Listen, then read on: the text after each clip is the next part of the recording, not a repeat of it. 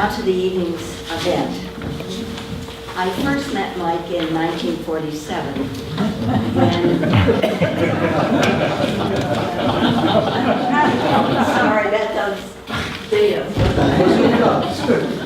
When he and his parents moved into the house that Peter and I now live in. And Mike and I have been best friends ever since. I won't bore you with how as kids we negotiated stringing tin cans between our bedroom windows. I'll move right along to tell you about Mike now. He graduated from Gloucester High, Amherst College, Boston University, and Harvard Law School. He joined the faculty of Harvard Business School in 1993 and was awarded an endowed chair in 2001. Mike wrapped up his full-time teaching this past semester, but will continue to be active in executive programs and online learning. He has authored or co-authored 11 books, written articles for journals such as The Atlantic Monthly and the New York Times, and sits on several international steering committees and advisory boards for dispute resolution and consensus building. There's a great deal more on this extremely impressive CV, but it does not state what I think is the most important thing you need to know about Mike. Mike is a Gloucester guy, and he has a big heart. Excellent. Thank you very much for that overly generous introduction. I see Woody sitting in the second row, worried about how the standards at his alma mater have just sunk to rock bottom, that I should have such tenure there. And next to him is Hopi, who does some very important work in dispute resolution on a community basis. So in some ways, I think there are people in this room who can speak with a great deal of wisdom about negotiation. Let me describe what I'm going to do and what I'm not going to do. This is a book talk, supposedly, and the book in question is The Art of Negotiation, Improvising Agreement in a Chaotic World.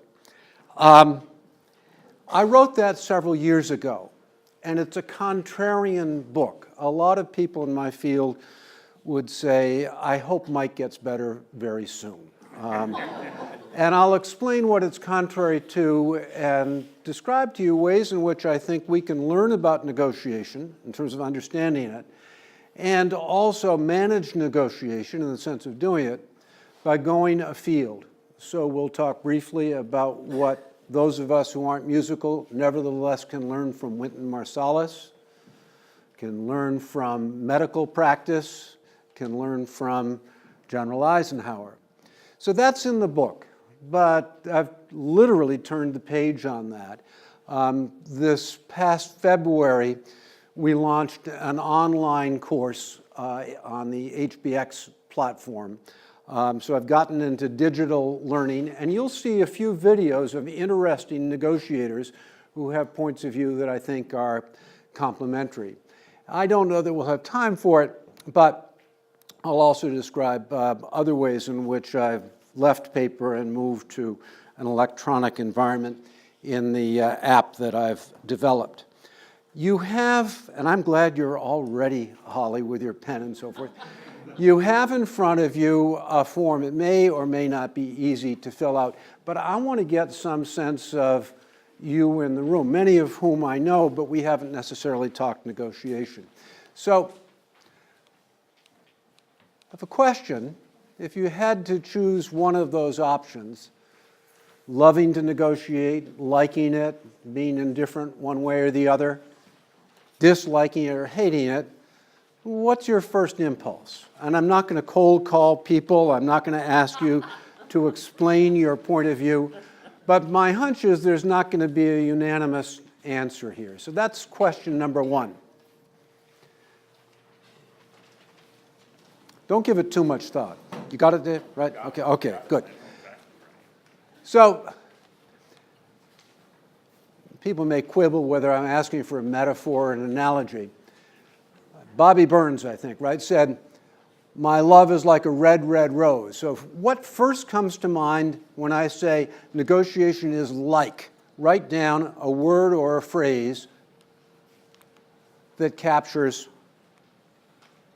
negotiation.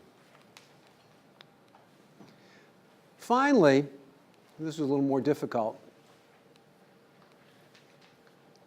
On the flip side, you'll see a quiz, and this is going to take you a little time to think about, but maybe you're terrific at negotiating, but there's one thing in particular even more spectacularly effective. Or maybe you think you're terrible at all these things, but there's one thing you're not quite so bad at. And the things are, from the top, recognizing opportunities to create value, asserting your interests, understanding others, and getting the maximum possible. I'm asking you to allocate 16 points. So this is also a math test to see whether you can put down 4 digits and it'll be 16. And obviously, if you're better at one thing, then you've got to take some points away in another place. Now, we'll come back to this towards the end, and I'll show you how just getting a foothold in learning to negotiate and being reflective about what you do, how this very simple diagram that will develop from it, and I'll explain how to fill out the matrix later on, how that can give you an imperfect reflection, but a reflection nonetheless about the balance of very important skills. Let's start with the metaphors, though, for a moment. I've asked truly thousands of people this question: what's your metaphor for negotiation? And they fall into 3 clusters. Marriage doesn't have to happen, but compromise and finding a ZOPA, a zone of possible agreement, can add value to both parties. A happy marriage. Building a bridge between 2 shores. Some of you might have said that, I don't know. Ballet of logic. Maybe you say, that's not the way I see it. How about the second model?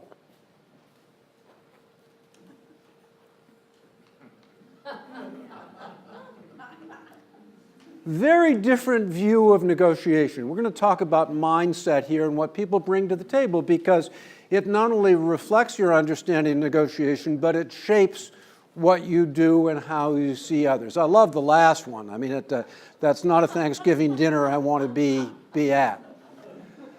Then something that's different from it, and I must say I am closer to this model. A dance, partners with different styles and tastes trying to achieve harmony. Jazz, we're going to talk about that, each kind of responding to the other. I heard another version of the dancing in the darkness. Somebody said it's like dancing in the pitch dark on a tabletop, right? You're trying to find your way through it.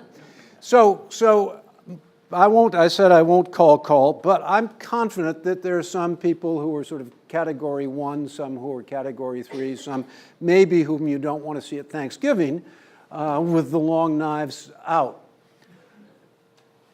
What I want to talk about here is going beyond just knowing about negotiation. That's important. It gives you a framework for understanding it, whether you're trying to understand what other people have done, what's going on in the public sphere or in business. That's important. It is necessary to be an effective negotiator, but it's not sufficient. I think people get better through practice, provided that it is reflective. But finally, I've really come to believe that we don't park our temperaments, we don't park our values at the door when we go to negotiate. It is a fundamentally social activity. So we have to decide what, if anything, we owe other people in the way of fairness, or for that matter, what fairness is. What we owe them in terms of candor, if anything, and why. And what about the use of pressure tactics? People tend to flatter themselves. This is sort of a Lake Wobegon effect. Great majority of people think they're more ethical than the average person, which is, of course, mathematically impossible to pull off. We all can be guilty of that. So with that as background, I just wanted to understand that we're talking about mindset here, the attitudes we bring to negotiation. Some people are very positive about it. That on the left is my former student, Erin Egan, who works for Microsoft now. She previously worked for Airbus. Erin went to Lewis and Clark. She's a Northwest person, very nuts and berries. She loves to negotiate. And she tells me these horror stories of internal negotiations at Microsoft and all this infighting and so forth. She loves it. She thinks it's drama, it's interesting. What can you do to right the ship? I want to show you a clip where she describes being very young, going to negotiations between Airbus and GE engine builders for their planes. And it's not just about technology, it's about money. The financing in those deals is very complicated. And here is Erin describing what she was doing in her early 20s. I mean, the vantage point I had when I was at Airbus is that I was not the lead negotiator. I was really a very junior person in the room. And so I had the luxury to be very observant. What's interesting is what's not said and body language. And you can learn a lot, especially if it's a team. When someone on the team says something, watching how other people on their own team respond, that's extremely telling. You can understand if everybody's aligned. Because in a negotiation, this is very important, especially when you're with large corporations. There are, like I've said, there's so many people with so many different opinions that you need to figure out whose opinion matters and who's actually able to get something done, and if they have a quorum within their own team. And a lot of times they don't. So what I used to do is say, I think that they said this, but I don't think it's entirely true. Or I don't think the technology's ready. I think they're telling us it is, but I don't think it is. And they'd be like, why? Like, where do you come up with that? I'm like, well, because when the engineer said something, the other person looked at him like he was crazy. Or when the other guy shifted in his chair, very uncomfortable. And why would he do that if that was true? So she loves watching these dramas and taking part in them. She basically has her own portfolio in Microsoft. She buys companies and technologies and so forth, partners and so forth. There are a lot of people who don't have her enthusiasm for it. Many of you may know the book Getting to Yes, written by my friends and colleagues, the late Roger Fisher, Bill Urey, and Bruce Patton. It is identified as a win-win negotiation approach, though that phrase never appears in it. But the notion is that we're going to find ways to accommodate differing priorities, make gains from trade. We're going to be reasonable and objective, and the idea is to expand the pie. Then you've got on your slide there, somebody figured out, interesting, the jacket design, Chris, is not accidental here, same sort of thing, but a big black no. This is Jim Camp. This is the Bible of hard bargaining. You go to a negotiation and somebody says, would you like a lemonade? And you say no, or throw it in their face. Now, these are very different schools of thought. If you will, this is metaphor 1, this is metaphor 2. But I've come to think that they both share some common faults. One is that they believe one size fits all. I don't buy it. This is the epigram in my book. I think negotiation is a very complex process, even if it's in a simple transaction like buying a car, in terms of its dynamic, and one person is influencing the other in ways that may be intended or otherwise. It also doesn't cope with the fact that our hands aren't the only ones on the wheel. The bus is being driven by somebody else as well, who may have a very different view of what's at stake, what standards ought to be applied, and by the way, your hands may get stronger or worse as time passes on. Most important, you may learn some things. Some things you thought you want may in fact not be so important. Other things you might have overlooked loom large. And as a consequence, I've come to the view that it is an act of improvisation that allows us to get to an agreement. We're also operating with incomplete information. You may know the person you're dealing with. Are they having a good day or a bad day? Are they operating under some constraints that weren't existing in the past?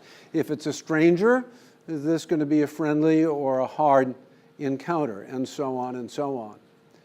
So I've come to see negotiation as a process where we're constantly updating. We're learning about the environment. Is there a good chance or not such a good chance for agreement? We're learning about the other person. We're trying to gauge their impressions of us. We're adapting to them where we have to. We're trying to influence them where we can. And this is critical, it's taking place in a strategic environment. If I make a demand, hoping the other side will accede to it, maybe I'll get a yes, or maybe I'll back them to a corner where they feel that they have no alternative but to fight back. Let me give you an example of what I mean by improvising. I've changed the names here, but a friend of mine who was a colleague many years ago had a leave of absence from school for a year, and he was working for a small investment fund where, this is the late 1980s, the capital had come from real estate development. The person who founded the firm had done very well, and they were diversifying their investments. They bought a small cable television system in the Midwest for $8 million. Some of it was their monies, some of it was leveraged. They wanted to put a toe in the water. Now, maybe they were smart, maybe they were lucky, but it proved to be a very good investment. So now the question was, how do we grow? Let's get some adjoining systems. We'll have economies of scale and so forth. And they approached Max, who had owned the adjoining system, figured that they could spend $11, maybe $12 million for that system. And they went back and forth for several months. And finally, Max said, "You're talking money that doesn't tempt me at all. If you were to put $15 million in small unmarked bills in a paper bag, you'd give me a problem. I would give serious consideration to taking it, and if I took it, I'd probably kick myself. You're millions away from what this is worth." Now, getting to yes, you could try all kinds of smoke and mirrors and so forth, but this is a difference in valuation that is non-trivial. You could start with no and dig yourself in a corner, you don't have a deal. But when Max said that, Jay asked one question, and 10 minutes later they were shaking hands on a deal. The question was this: if you think your system is worth $15 million, how much do you think our system is worth? And Max paused and said, well, it's a little smaller, maybe 14 and a half. So this is strategic agility. Jay went in being very bullish on cable. He was dealing with somebody who was rabid.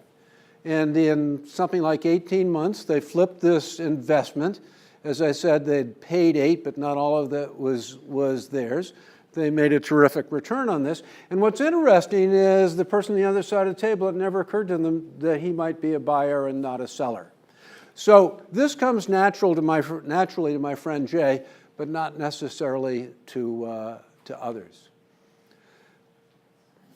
Until very recently, you wouldn't have found much about improvising in negotiation literature, or for that matter, with some exceptions, in strategy more generally. So I've looked to other fields, and I note some in the shaded text that we're not going to get into here: complexity theory, improv, and so forth. But I want to just make some quick references to jazz, military strategy, medicine. How many people here have taken a musical lesson sometimes in their life? Yeah, well, you didn't see my hand go up, right? I have not. I hope to be able to raise my hand by the end of the summer. But here's Richard Holbrooke, very controversial diplomat, a piece of work, as they said.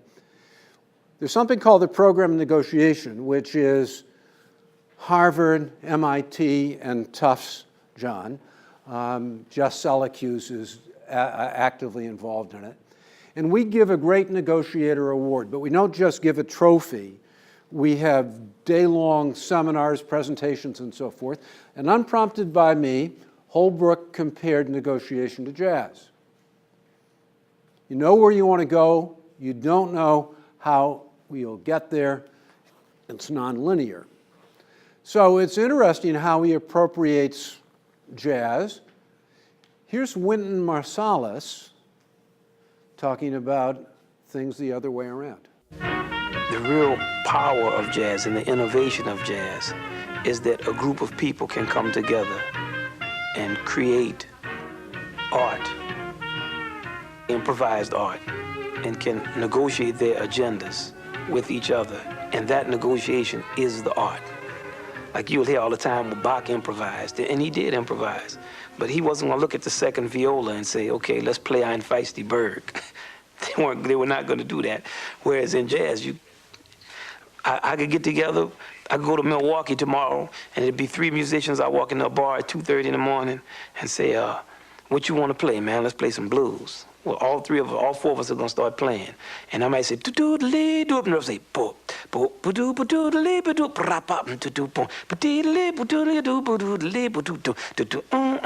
everybody will just start comping and playing and listening, and the bass, you never know what they're gonna do. So that's our art. The 4 of us can now have a dialogue. We can have a conversation. We can speak to each other in the language of music. So I've just highlighted the negotiation terminology. Again, this is off the top of his head.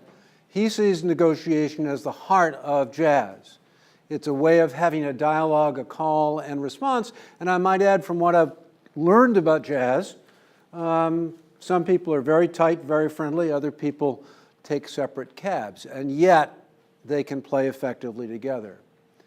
I have a colleague, Frank Barrett, who was here a couple of weeks ago, teaches at the Naval Postgraduate School, Organizational Behavior. He also played in the Tommy Dorsey Band, great pianist. And he has written a book called Yes to the Mess, looking broadly at what managers can learn from jazz practices. I want to point to 3 here that apply to negotiations spot on. One is what I call paying heed, much deeper than active listening. 2, having a willingness to shake things up. And 3, having a structure, this is in the spirit of Holbrook, but willing to riff off it. So another example, it's the mid-1980s. George Shultz is still alive. He's 85 years old, actually 95 years old. In his memoirs, he describes going to the Reykjavik summit between the US and the still extant Soviet Union. He was Ronald Reagan's Secretary of State. When they got there, they found somebody who was in the Soviet delegation who had not been expected. We knew who he was, Sergei Akrameyev. He was equivalent to the head of our Joint Chiefs of Staff. But he was at this meeting, and they didn't have a briefing book on it. So this is Shultz in his memoirs. He wanted to get some measure of Akrameyev, and he arranged a private conversation with him. And in the course of the conversation, remember we're talking about paying heed, Akrameyev said, "Mr. Secretary, you must understand I'm one of the last of the Mohegans." So Shultz said, "Last of the Mohegans, what do you mean by that?" And Akrameyev said, "Well, I'm still in uniform, but many of the people I fought with in World War II, long since dead or at least retired, and I'm still at it." But Shultz, listening deeply, said, "But last of the Mohegans, how do you know that?"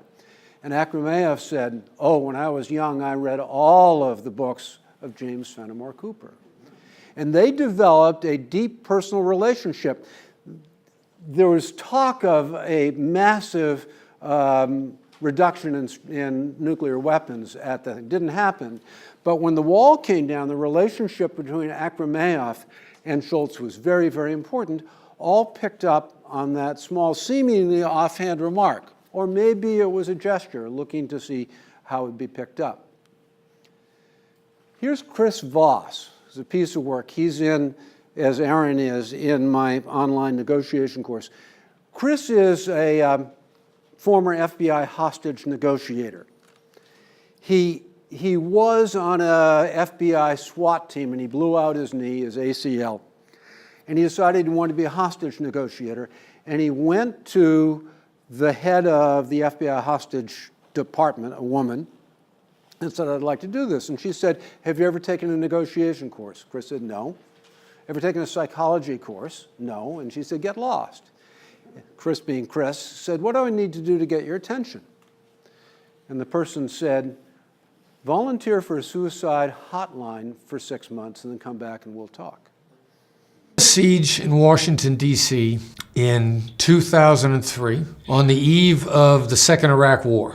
The man that was there, his name was Dwight Watson. His family farm had been lost in a tobacco settlement, and Dwight had been protesting several years in a row on the National Mall and had gotten legal permits to protest on the National Mall, and nobody cared. So on St. Patrick's Day in 2003, he drove his tractor onto the National Mall and then into a pond, claimed to have scattered 4 bombs around the D.C. metropolitan area, and had said he had 4 bombs with him. He found himself in the middle of this, and he didn't know how to find his way out emotionally because he had been in the 82nd Airborne and he wasn't about to surrender to anybody. So his vision was a grand vision for himself that he hadn't actually thought all the way through.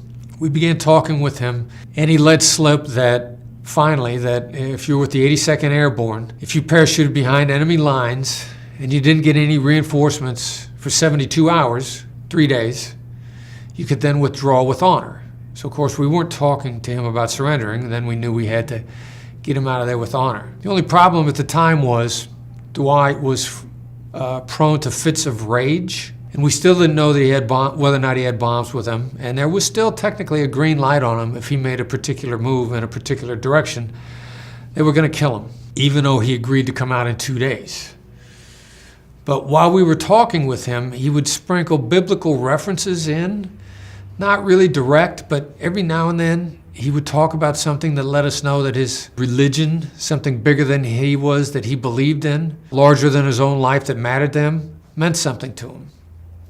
So we decided we wanted to get him out of the siege 24 hours earlier because we didn't want him to get killed accidentally. We called him on the phone one night after preparing and asked him if he was willing to come out the next day. And he said no. But then we said to him, well, Dwight, tomorrow is the dawn of the 3rd day. And he went dead silent, and we completely changed the objectives and how he saw himself and how he saw the situation. Of course, if he came out on the dawn of the 3rd day, which technically is only 48 hours, then he would be Christ-like in a way. And he stopped and he listened for a few seconds, and then he said, all right, I'll come out. So with an injection of an idea of taking him from being a member of the 82nd Airborne to maybe being Christ-like in his actions, I think we saved Dwight's life.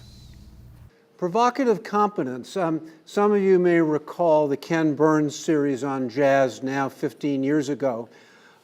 First Carnegie Hall Jazz Concert, 1938, Benny Goodman's band. Harry James is peeking out between the curtains, seeing everybody, I'm sorry, but better dressed, tuxedos, evening gowns, and so forth. Harry James says, I feel like a whore in church. And you hear the first thing they play, which is some Don't Be That Way. It's elevator music. There's no swing to it at all. So in the middle, Gene Krupa, you can see him on the left on drums, goes nuts and plays something that makes no musical sense at all. Phil Schaap, highly regarded critic, says he's not trying to wake up the crowd, he's trying to wake up the band. And I love this line, he's trying to relax them or scare them beyond their fear. So now, what does this mean in negotiation? George Mitchell also received one of our great negotiator awards. When he accepted, he said, you're giving me an award for failing for 729 days and succeeding on one. But even then, there was still bloodshed in Northern Ireland, and he went back time and time again. And he had a meeting where the Catholics are on one side of the table, the Protestants on the other, and here's what he said.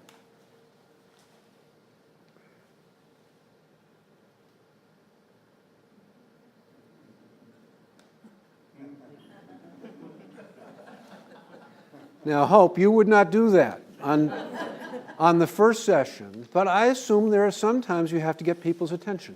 You have to shake things up. And again, in the same way that Krupa did on the drums, Mitchell is doing here. Finally, in terms of jazz, minimum structure. Charles Mingus, got to improvise on something, on nothing, you got to improvise on something. Story told about a squad of Hungarian soldiers who were caught in a midsummer blizzard in Switzerland. They were training. This is in the 1930s. Their captain down in the valley had thought they'd be back on Tuesday. Wednesday comes, Thursday comes, no sign of them. Friday likewise. Saturday morning they appear. All of them have survived. They're starving, frostbitten and so forth, but every one of them made it.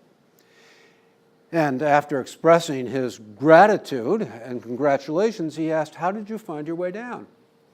And one of them said, "Well, fortunately, we had a map, and as the snow was falling, we built a snow cave, huddled in, and when it abated, we looked around, made a guess about where we were, and worked our way down."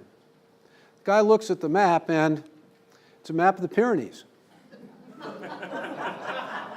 1,000 kilometers from the Alps. But if we think about it, if they'd had a detailed map of Switzerland, they would have been arguing endlessly about where they were. If they'd had a map of the Sierra, of Lake Erie, let's say, they would have had no reason to hope. The map gave them confidence, impetus, they got going, and it made them learners. They were constantly calibrating what they thought they were seeing against what reality was. Let's turn to military doctrine. I almost called the book The Fog of Negotiation. Our daughter Kate said, "That's kind of a downer, Dad. People might kind of think you're losing it," right? But I want to talk about that and how the connection, I think, is 100%. Want to talk about marine practices and the OODA loop. This is from the current U.S. Marine Corps Warfighting Manual. All I've done is change the belligerent words. All actions in war, I say all actions in negotiation take place in an atmosphere of uncertainty. That is true. Uncertainty pervades negotiation in the form of unknowns about counterparts, about the environment, and so forth. The very nature of negotiation makes certainty impossible.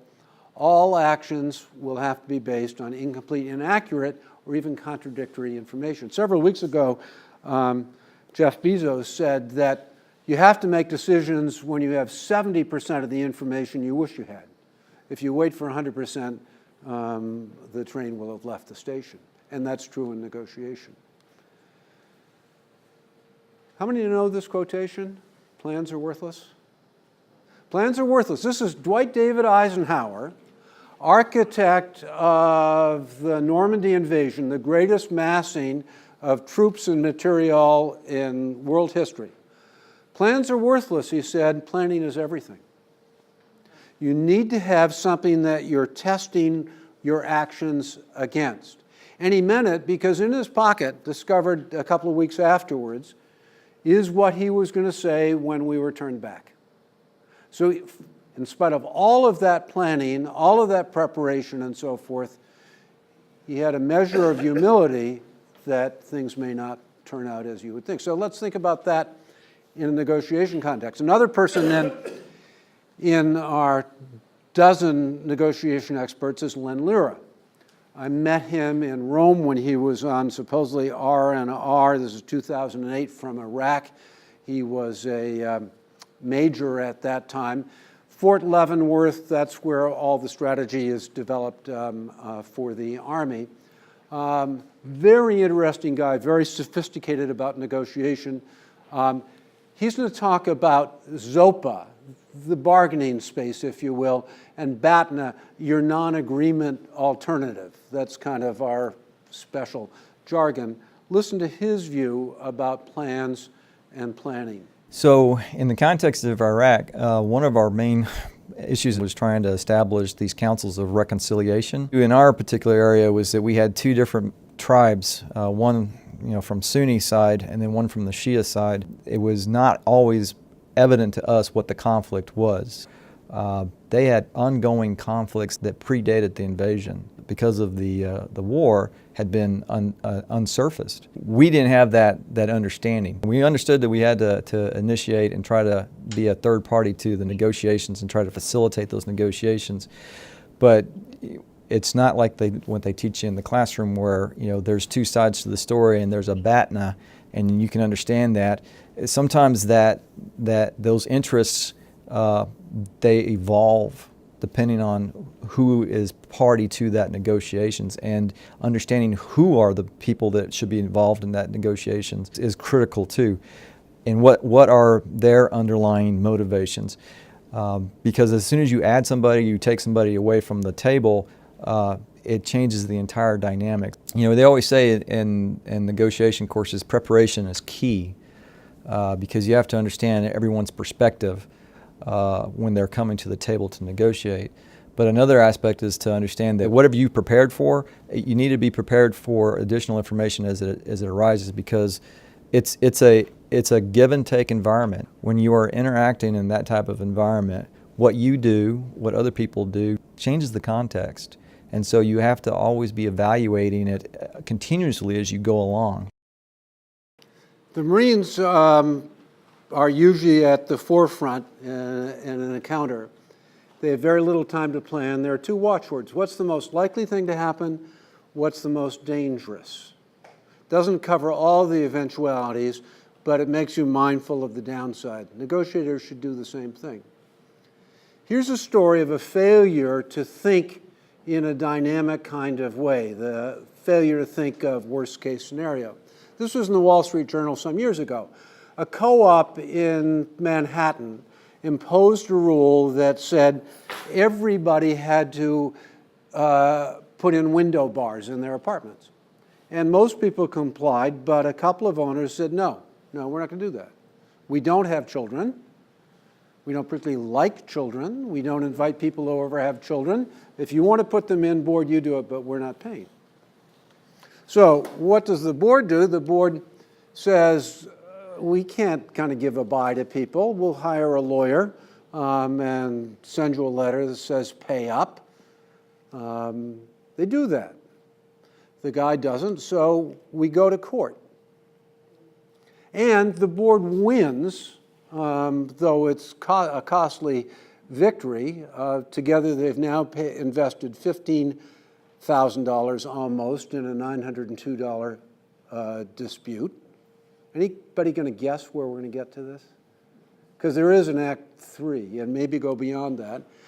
There's an appeal that goes to the next level of court, and now the property owner wins, in quotes. They're bumping up on $30,000 combined. Of course, the board can't stand that, so they appeal. And their original victory is reinstated. But now we've invested $63,000, and I can't imagine that the atmosphere is very pleasant in that building. We're not done. The owner gave up, but then they started fighting about who had to pay. And there was a referee who said the owner had to pay a share of it. Combined bills came now to $100,000. That doesn't count the window bars on this. And I would say, with the advantage of distance, I wasn't there, that nobody on either side asked the question, might the other side be as stubborn and recalcitrant as we are? The Marine question, what's the worst that could happen? And you go down in this death spiral. There surely had to be people who owned other units there who could have slipped $902 in cash under the door, and they wouldn't have been subject to these assessments. But step by step, they walked down this chute. And I do think a more agile strategy might have saved them a lot of money. Again, I turn to Hopi. You see this on occasion, I assume. That's the result. And I think truly lose, lose, lose, lose in terms of all the bystanders that suffered in this. co-ops lawyer, I love this. There were no surprises in this case. Hard for me to believe that the lawyer said, you know, this could cost you scores of thousands of dollars on this. No surprises. Well, the owner says, I learned my lesson. A pretty expensive lesson, I would say. John Boyd, we're still in the military thing of being adaptive. Boyd was a pain in the neck. He was a colonel in the Air Force and in conflict, in combat in Korea in the early 1950s. And later he became somebody at the Pentagon. He was, you know, enough of a pain that he never made general, but he's been very influential. He studied encounters between the Soviet Russian-built MiG-15 and the American F-86. The MiG-15 was more heavily armed, could fly faster, could fly higher, and the American plane won 90% of the encounters, even when the Russian plane was flown by Russian pilots. And the insight of Boyd was that the American plane had two advantages. One, a complete canopy so that the pilot had situational awareness. This is before modern day avionics. And it had, for its time, state-of-the-art hydraulics so it could climb, pitch, yaw, and so forth. And with every move, it could compound its advantage. So he came up with this notion of observe, look where you are, orient, and this is the hard part, compare what you're seeing with what you expected to see, identify mismatches, make a decision accordingly, act, and then see what happens next. And if you can do that faster than the other side, you prevail. In warfare, you're trying to disable the other party's ability to make good decisions. Not in negotiation necessarily. You want people to give you an informed yes. But you never want to be slower in this regard. And the problem is mismatch. I see we've got a couple of physicians here. I don't know, Rob, whether you know Jenny Rudolph at Mass General. She did an interesting study of young residents in anesthesiology. That's a robot in great distress, I might add. The premise is this is a young woman who's had a burst appendix. She's carted into surgery. She's given whatever the standard general anesthesia is, and suddenly starts having seizures, heart's going nuts, and so forth. What do you do? Now, fortunately, we've got some people in the room. You'd know exactly what to do, Rob. George, too, but maybe not, because you're not anesthesiologists. But what she was interested in was how these young anesthesiologists in training would respond to the situation, because this robot has all of the vitals, all of the signs. You can watch what happens. 2 of the 39 in the sample did not know where to start. They didn't have any hypothesis. They couldn't make any sense of it. The robot dies. The next third, a dozen, came to a very plausible, likely diagnosis, only it was wrong. And they were making things worse. But because they were fixated on this, they didn't look at the evidence that they needed to do something different. Another group made the same initial diagnosis, saw that it wasn't working, jumped to something else. That didn't work, jumped to something else, but there was no rhyme or reason to their decision making. Those died. So now we're left with 10 in the pool, about 25%. These were adaptive learners. They learned from the prior experience of failing. They thought through what would the signs be that our second guess isn't working as well. How long do we give it? And 7 of the 9 robots survived here. So maybe if there's time for some give and take at the end, I'm curious as you think about medical diagnosis, how you have a hypothesis, but you don't let the hypothesis have you. Ideas, we need strong ideas. We're not just winging it. We need to have some expectations, and we need to be able to let them go. Lakhdar Brahimi, another one of our honorees, very interesting Algerian diplomat for the UN, talks about don't ask reality to conform to your blueprint, transform your blueprint to adapt to reality. So that's a theme I've been pushing here, and that's what's different about my take on negotiation. The idea is understanding it as a dynamic process where we're not looking at one negotiator, we're looking at the interaction between the two or more at the table. Let me give an example here. That's Betsy Brune, longest standing head of any of the Smithsonian art museums.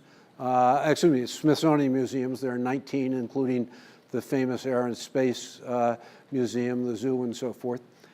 Hear her talk about a multi-level negotiation within her organization about acquiring that Liechtenstein. And then we get lucky. So one time, a board member came and said, there is a 30-foot tall Liechtenstein sculpture that would look so great at your museum. I'll pay to bring it there, and then you can try to raise the money to buy it. My first thought was, gosh, bringing it there is going to be an incidental cost, and buying it is going to be a whopper. I took the idea to the curators, and they immediately saw that this was going to be a big number. It could obliterate all our acquisitions funds for 1, 2, or 3 years. They saw their own little opportunities drying up, because if we went for this giant big thing, there wouldn't be money for anything else. And so they rather universally came out against this idea. Meanwhile, I've got a board member who thinks I'm kind of crazy not for jumping at this. So we brought the sculpture here, we installed it, it looked amazingly phenomenal. We all loved it. But gosh, the price turned out to be $5 million. And my curators were frustrated. They could see, years of acquisition funds disappearing down a drain. So I went to the owner, a dealer, and I said, we love it, but we can't do $5 million, and I don't have any hope of raising $5 million for this piece, and I'm really sorry. We'd like to keep it on loan for a year, but we're not going to be able to buy it. He came back a month later and said, well, I've talked with my partners, and we're willing to offer it to you for $4 million. And I said, thank you so much. That's so gracious of you. However, I don't have $4 million either. And all this unfolds over a matter of weeks. He sooner or later comes back and says, well, what could you do? And I said, I probably have about $1 million I could put into it now. And if I work really hard and you give me terms, I might be able to come up with a second $1 million over 2 or 3 years. Now, in truth, I probably could have done more, but I knew I had a reluctant team. I didn't have much backup. I didn't really want to name a higher price and disappoint everyone. So I thought if I could get it for $2 million over a period of years, that might be good. He goes away, says, let me think about it. I'll talk to my partners. He comes back later and he said, I have a new price. And I said, okay. I'm thinking maybe he's going to come back with 3 or 3.5. He said, how about free? I said, free works. How do you get to free? He said, well, I had it appraised, and the appraisal came in not at $5 million, which is what I thought. It came in at $7.5 million. So I can just give it to you, and my tax deduction will be worth more than the money you were going to pay me. Problem solved. That was probably my favorite negotiation of all, was to get a $7.5 million sculpture for free. So we've heard different voices. Betsy Brune in her position of being a veteran negotiator, Len Lira, Aaron, Chris Voss, and so forth. We can all learn, I think, from people far from our own fields. Now, she uses the word luck. There's a lot of luck in negotiation, whether the timing is right, whom we're dealing with, whether we can influence them to behave in a way that's constructive. But there's also skill in terms of reading the situation, understanding the people with whom you're dealing with, and where you can, changing the game in a positive way. Now, talk about knowing, doing, and being, self-awareness and feedback. I'm mindful of the time here, and if you can bear with me for 5 minutes, we're going to do a quick trip through the self-assessment that you just went through and take a look at it. So I asked you to do your best to allocate 16 points across these different issues in negotiation. Typically, with plenty of variation, people give themselves 4 points on the first two, creating value and asserting their interests. Maybe they flatter themselves in saying they're good at understanding where others are coming from. Most people are modest about what's piece of the pie they get. As I say, some people are more confident on certain items, others are less so.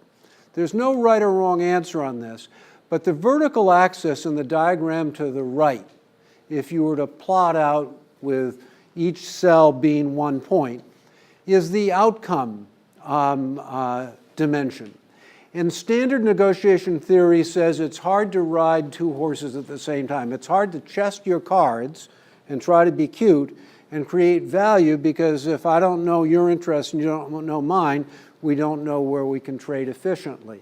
I think that's an overstatement, but it's a widely held view that there's a tension or a dilemma there. Horizontally, there's the relational tension, and here again, I think it's in our heads, not in reality. I think you can be strong and assertive and make your case without being less than mindful and conscious of where other people are coming from.